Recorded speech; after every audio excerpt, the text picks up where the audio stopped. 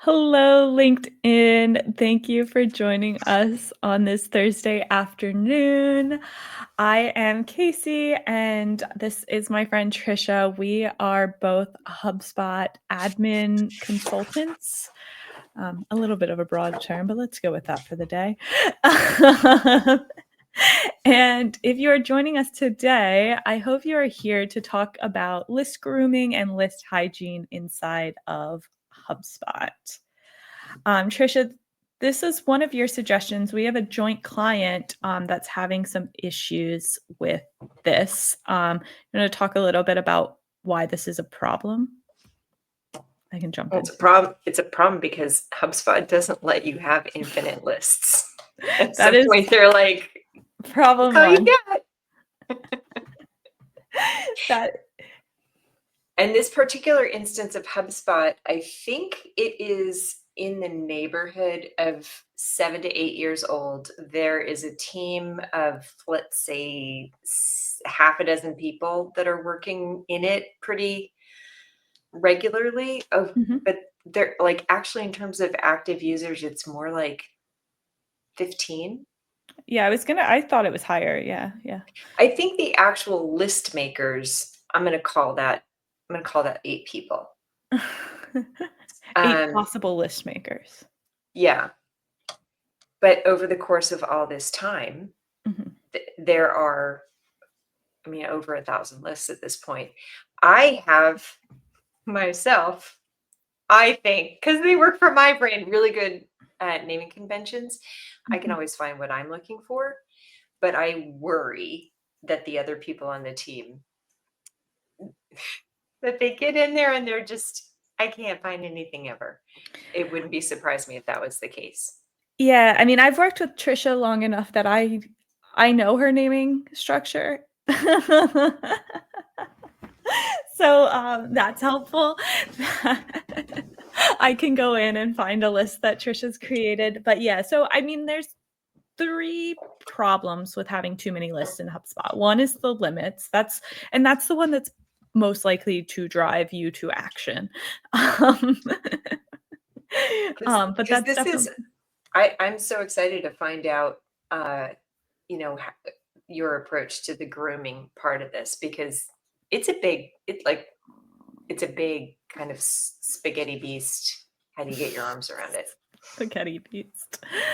Um, the other kind of potential issues of having too many lists, and I think this is fair to say up front, like almost every portal gets list bloat over time. Like you said, this portal is like 8 years old. After 8 years, a lot of people have touched it. A lot of lists have happened. Um, and so this is a very common thing. Um, and you're gonna hit your limits. Duplication of lists is also like very high up there. It's both a cause of too many lists and a result of too many lists, like both. Um, and that's the other pain point that I think that's the pain point that this should be a bigger deal sooner, but usually it doesn't actually become big deal until you hit the limits. And then the last potential issue is performance drag. And that's really the reason that HubSpot has list limits is because if you were to create infinite lists, like your portal's going to slow down. HubSpot servers probably would at some point like freak out. I don't know. I don't know like globally what the implications are. But if you're noticing that your lists are taking longer to populate, one of the reasons is probably the number of lists that you have in your portal.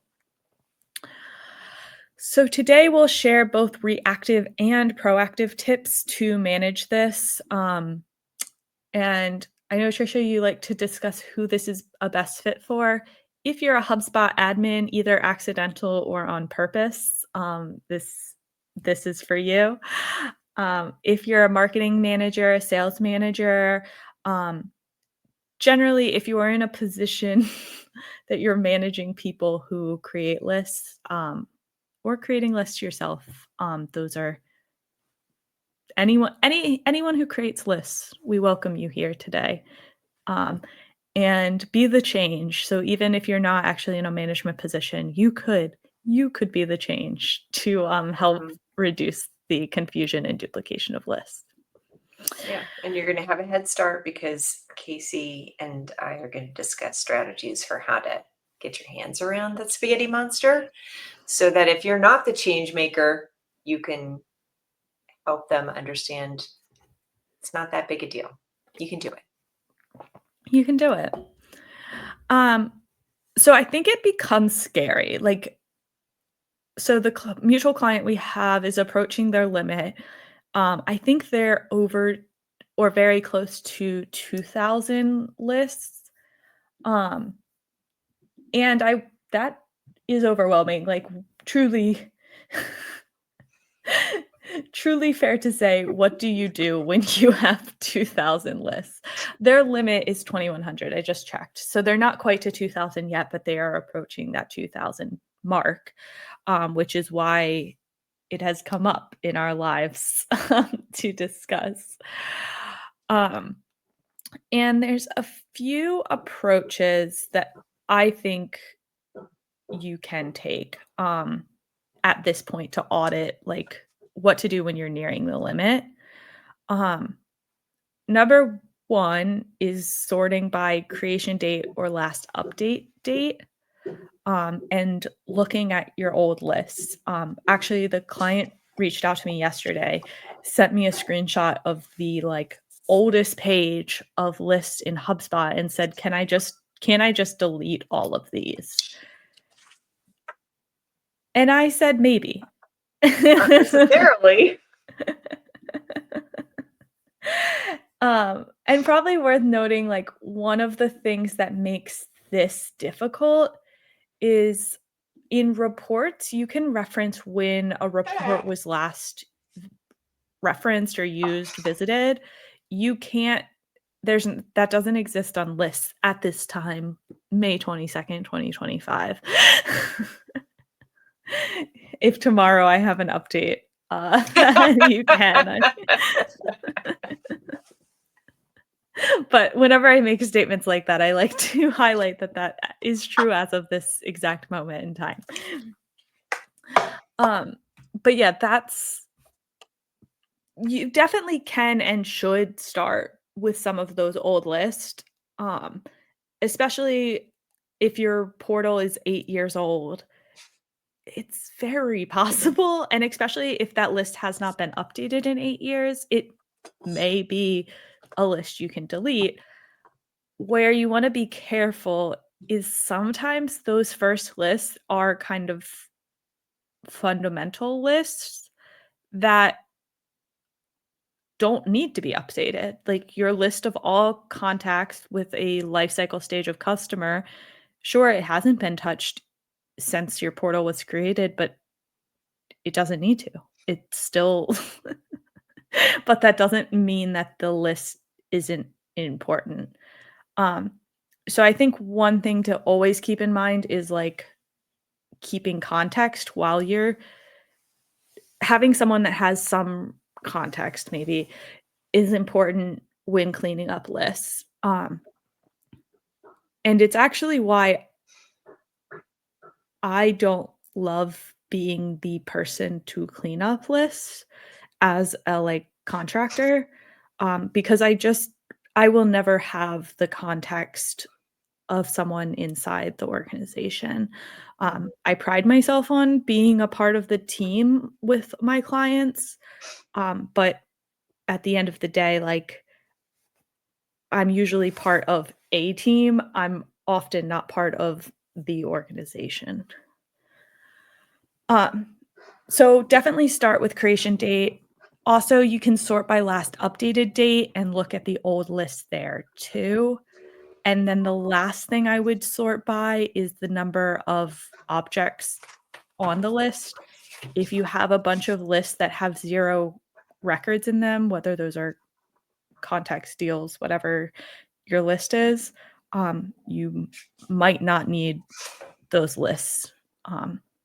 There's exceptions again to all of those. We talked about the creation date or last update date. Just because it hasn't been created or updated in the last 5 years doesn't mean that it's not a referenced list or something used.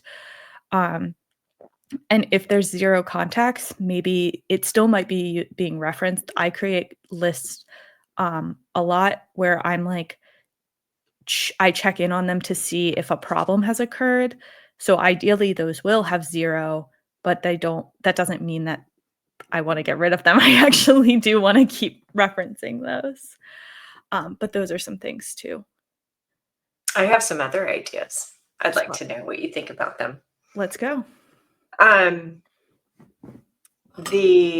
there's whether or not it's used in the used in column, which indicates how many other things the list is used in. Mhm, I generally feel a lot safer deleting a list, number one, if it's not used anywhere else. mhm, To your point, though, it does, if it is a core list, it could very well end up in there. So you have to be careful of this, but that's one indicator. And then also, like creator or last updated user, if they're people that are no longer in the portal, mhm. that can also be a good clue. Yeah. I think you're right. I think those are all good things. But as you said, they all have none of these are like you can always delete a list if it's not used anywhere. I wouldn't say that. Um, eh, Yeah, all of these have like exceptions to exceptions. the rule. Like there's unfortunately I don't have like a hard and fast rule around like you can delete these lists. There's one hard and fast rule is uh, I recommend that whenever you're creating a list that you know you don't need tomorrow or the next day, Mhm. label it in a way that it's obvious to you and hopefully to anybody else that that's trash. And that'll be your no-brainer pool of like, I know it's always safe to delete these guys. I agree, and Trisha, you've taught me this exactly, and actually, I have a lot of clients that have seen me I learned it from you, and now a lot of my clients have learned it from me. I put temp, and then oftentimes I'll put my initials at the beginning of, a list that I know I'm creating for, like, just a short period of time, um, and now a lot of my clients do that too. You can do temp, you can do test, you can do, you know, trash, Trash, whatever. whatever, Um, delete. But if you're I not doing that already, start that today because yes, that'll help in the future. I agree. That will be a big, um, a major way to prevent things moving forward. It's just having some sort of naming and like everything, communicating that across the team to say, "Hey, let's do this." Um, Also, the other list to, like, kind of low-hanging fruit to look for when you're auditing is campaigns or events that happened months, years ago. Um, Oftentimes, I guess I'll say, people aren't still looking back on how dinner LA 2021 went. Um, Yeah.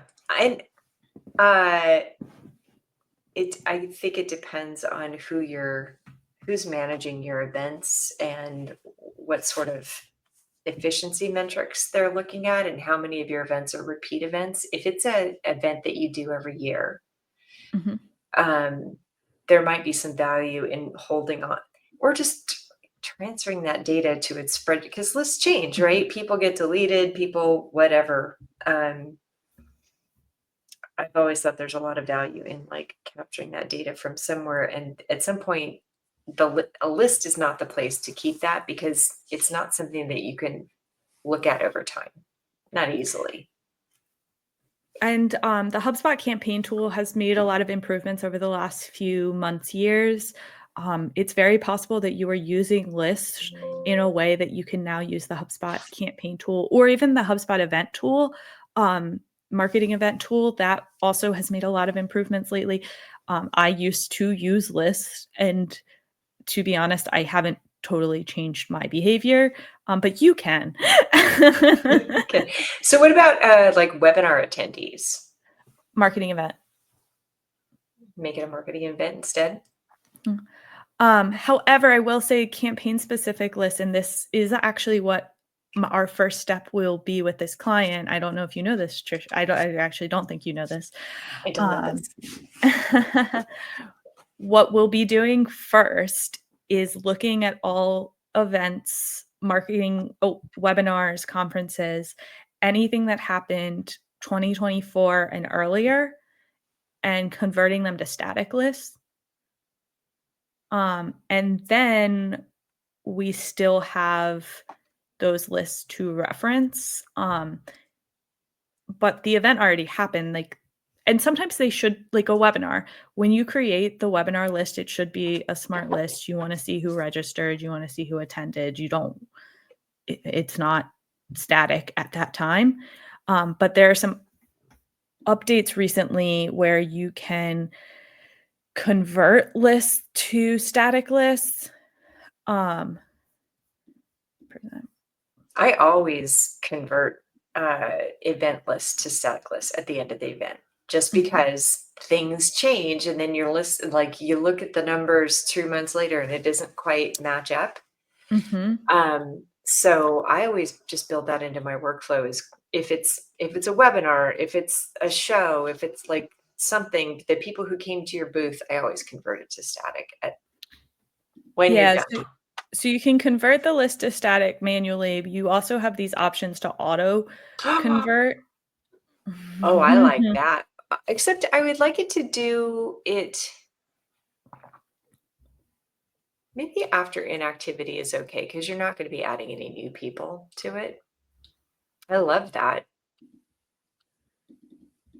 So definitely check out this feature, the auto convert to static on your event lists, But you have a because cap on static list too, right?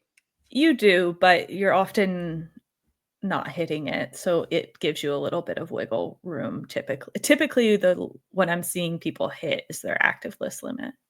Okay. So that's definitely worth looking at. Um, who should own cleanup? You should definitely define and process owner, whether that's RevOps or marketing ops. Um, again, I find being on the outside does not often put me in the best position to own the list cleanup. Sure, I can take actions, um, but owning it tends not. I tend not as an outsider to be the best person. Um, so just keep that in mind, and then whoever is should definitely communicate before deleting shared list, Slack messages, whether that's a um, maybe it's a spreadsheet of all of the lists that you're deleting and just sharing that with the people who are using lists in HubSpot. Um, something I also like to do is kind of make this a two-part process. First, you might rename the list flagged for deletion. You might spell deletion correctly. Um, and then I might even convert this to a static list just to get it out of like the immediate triage mode. You can convert static list back to active list as of a few months ago or weeks ago even. Um, and then you could even say something like contact Casey if still using. Then wait a month, 2 months, honestly, I would probably wait at least a quarter. And then you can go and delete the list after that. Do remember to do that. I know worked I work in a portal, that has a bunch of workflows flagged for deletion, but none of them are deleted. I think it Mm. got they all got flagged and then basically never followed up, but, doing something like this is a good, way to just check to make sure, and then you can go back and delete them. The reason I would wait a quarter at least, personally, I use some lists for quarterly reporting. Um, Mhm. you might use some lists for end of year reporting, so, like, there's an argument there. But there are lists that I use for reporting purposes that I reference only once a quarter. But if that list was deleted, I would have to hopefully remember all of the filters.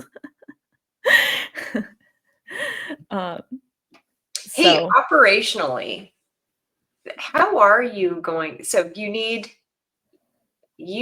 a way to organize your plan of attack against this. I think it's like 1,800 lists, probably. Mhm, You've got different types of lists in there. Like you have event lists, you have, mhm. channel lists that like here's how many people you have in organic, direct, etc. You have lead lists, you have whatever. Um, and it seems like, well, anyway, I'm just kind of wondering if that's how you would approach it by sort of looking at all of them and then trying to categorize them because when you get to the ones that you're not sure about, you'll also need a way to communicate with your client and say, here's the ones that I think could be deleted. Can you take a look?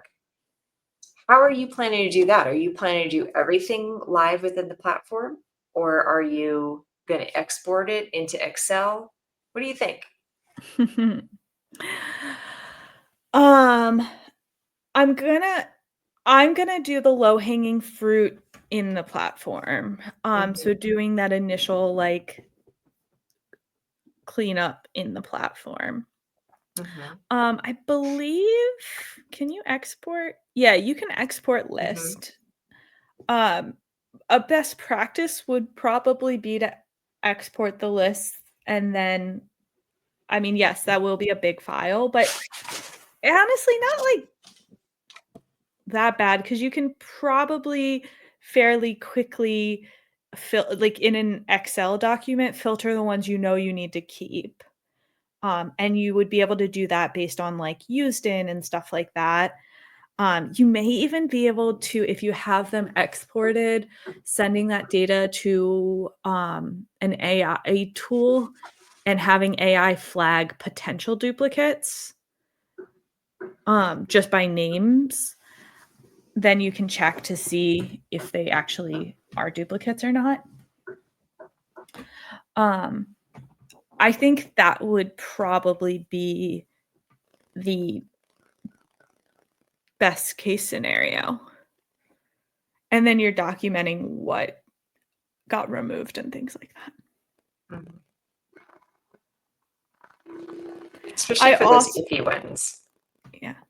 I also would recommend, so just thinking through, like, avoiding this problem in the future, um, naming conventions, which you mentioned, Trisha, is probably the biggest one.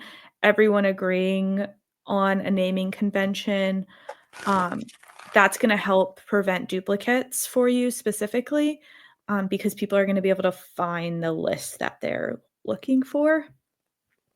Um, so I would definitely say that's number 1. I know, Trisha, you put the year that the list was created in there. Um, We don't need that anymore because now we have created date. correct. Um, And we also have updated.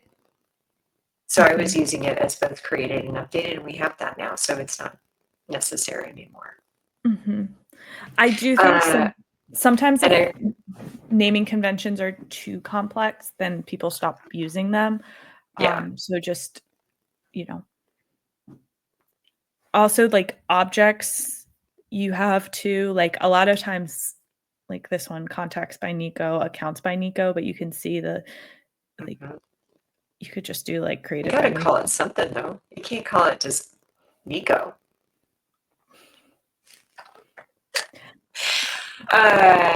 George B. Thomas had a great suggestion on one of your dailies this week in your Wake Up with HubSpot podcast, and whatever you call that. And it was you can AI this as well. You can tell AI how you use HubSpot and then have it generate, it's like a starting point, a launch point for you to kind of react to. Here's what HubSpot recommends as naming conventions. Yeah. But just make sure you communicate that across your team. Whoever's creating lists should and really whoever's referencing lists should understand the nomenclature, because that will help them find the list that they're looking for. The other thing is, and this is big, and probably not surprising, but it has to be mentioned, permissions and training. Reducing the list creation access to only people who understand how to create lists. This sometimes can backfire if then you have your sales team asking for every list this way and that way. So just consider that. But I also majorly recommend views instead of lists. I think when I was a young HubSpot user, I created lists when I should have been creating views. And I think that's one thing, if your sales team is not creating, if you don't give your sales team permission to create lists, show them how to use views. This very well could be a better source for them, because they can reference it here, they can click into them, they can change the filters, And they can save them. You know? So definitely think through whether you really need a list, or is a view sufficient? Go back to the list front page, and I wanted to make sure, we talked about used in. So just in case everybody is not aware, that field tells you how many workflows, reports, other lists, like everywhere that list is used, that's where you get that information. That's it. That's it.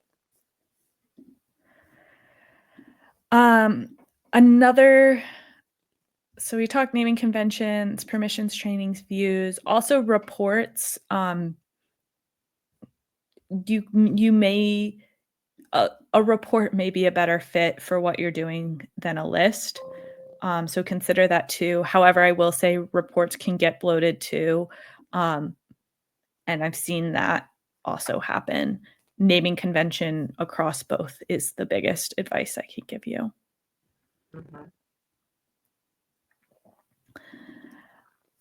All right. Any final thoughts? So we talked about kind of your low-hanging fruit, or the biggest things that you would look at first. And so sorting by the oldest date, not like there's exceptions to all of these, but that's one way to look at the data. Finding all of your past campaign and events, that's another one. Looking for lists created by people that are no longer in your organization, that's another one. Any other like big slam dunks? You can, not slam dunks, but like things where you think that there are pools of opportunity?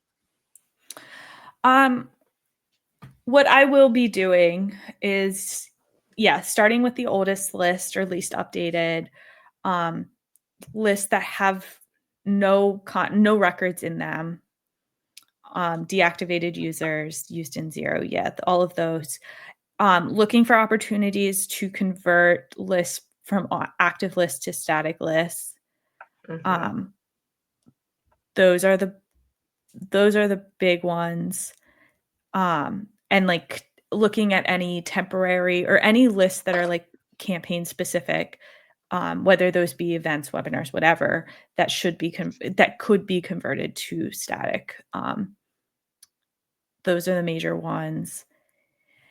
And after I do that, what I think I'll do next is export the lists and send them to ChatGPT to flag duplicate lists.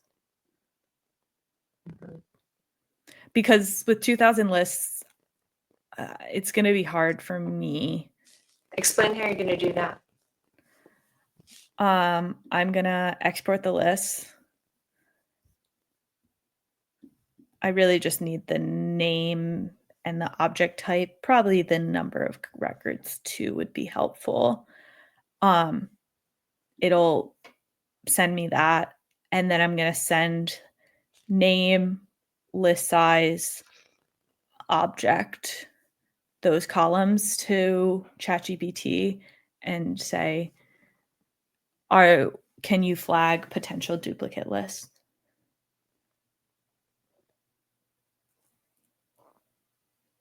Okay. That's a great use of AI. Thank you. I'm looking forward to hearing how it worked. Yeah. Should we do this again next week with like what you learned after going through this? Sure. That seems easy enough. I'm sure you'll learn a few new things along the way. I'm sure I will. I'm sure I will. Never mind. I think the biggest thing is the naming conventions, and specifically having like a temporary, what I've used as temp, a temporary naming convention. That's an easy flag. Also, probably worth noting, you don't have to, while one person does have to like lead this, this does not have to fall on one person. Um, I think what people can go and clean up the list that they've created. And so, especially if you export the list, you'll have the creator name in there and you can start kind of assigning it to other people and being like, hey, Trisha, you have 20 lists that have temp in the name. Can you review them? Hey, Casey, there are 50 lists that you created in 2020. Can you go through your list from 2020 and take a look at whether or not they still are relevant? Mm-hmm. So keep that in mind too.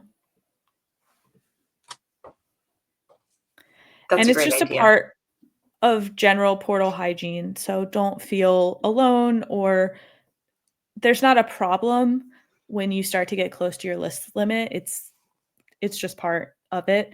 But it is unfortunately something you have to address. Otherwise you'll hit the limit. And to your point, if you do, like, let's say you're able to remove 25% of your list, you will most likely appreciate faster list generation. Like, and that's something, anybody who's sitting there waiting for those lists to generate, it gets tedious. So that's an upside to doing this work. Yeah. So if this is your first time doing list cleaning, it is overwhelming. I recommend doing it in chunks, starting with the low-hanging fruit, converting things to static where you can. That way you're not just like deleting something, and you can always turn back if it needs to be turned back. And then, yeah, maybe we'll follow up next week on findings, if ChatGPT was able to help me or if I gave bad advice to everyone out there. I mean, I just wonder how, well, that's low hanging fruit, right? If it's got like, if every word in the list is a duplicate, that's not anything you're going to be able to easily find in Excel. Mhm. Mhm. But it's something that ChatGPT certainly would be able to figure out. Mhm. You could even do like, anyway, it'll figure it out. It'll do something that's helpful. I think it will. More on that soon. All right. Thank you for joining us today. Thanks, Trisha, for chatting. And we will see you all back here next week for part 2. I still Yeah. had a lot of stuff on my list too, so more to say.